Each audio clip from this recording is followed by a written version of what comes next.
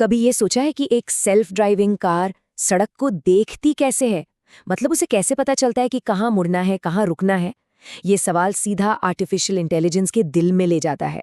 और आज हम उसी शख्स की कहानी समझेंगे जिसने इस सवाल का जवाब खोजने में बहुत बड़ी मदद की। नाम है आंद्रेस कारपथी।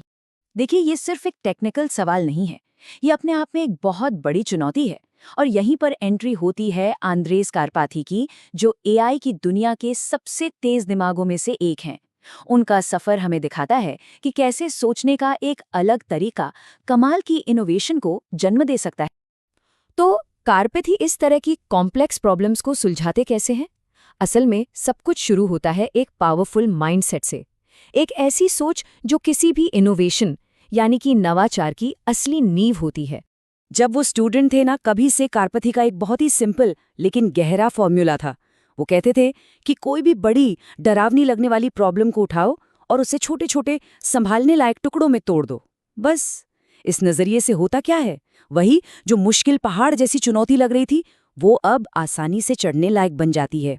तो प्रॉब्लम सॉल्विंग की इसी मानसिकता के साथ कारपैथी ने एआई की सबसे मुश्किल फील्ड्स में से एक में कदम रखा, और वो है कंप्यूटर विजन। ये उनके सफ़र का अगला पड़ाव था, जिसने मशीनों के देखने के तरीके में एक क्रांति ला दी।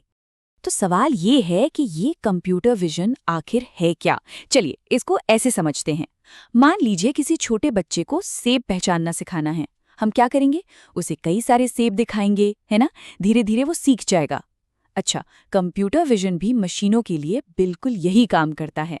बस फर्क इतना है कि वो पिक्सेल्स और डेटा से सीखता है, मतलब तस्वीरों और वीडियो को समझना, ठीक वैसे ही जैसे हम अपनी आंखों से दुनिया को समझते हैं।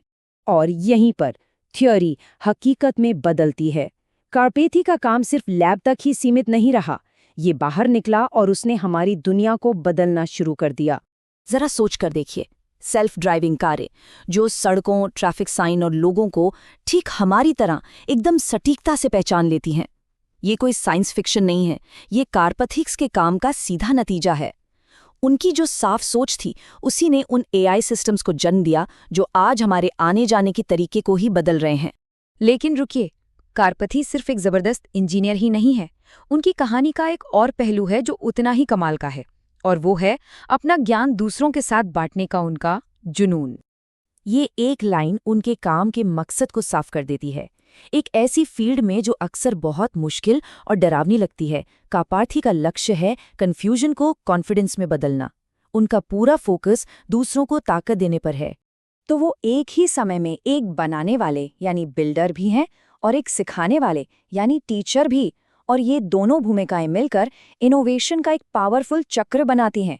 जब ज्ञान को इतनी साफ गोई से बांटा जाता है तो इनोवेटर्स की अगली पीढ़ी अपने आप तैयार होने लगती है। तो आंद्रेस कारपथी की पूरी कहानी से आखिरी सबक क्या मिलता है? असल में सब कुछ घूम फिरकर एक ही शक्तिशाली विचार पर आकर टिक जाता है। यही आंद्रेस कारपथी के सफर का निचोड़ है, स्पष्टता की शक्ति। जब हम साफ साफ सोचते हैं और आसान तरीके से अपनी बात रखते हैं तो कोई भी समस्या बहुत बड़ी नहीं रह जाती। और ये सबक सिर्फ एआई के लिए नहीं है, ये तो जिंदगी के लिए है।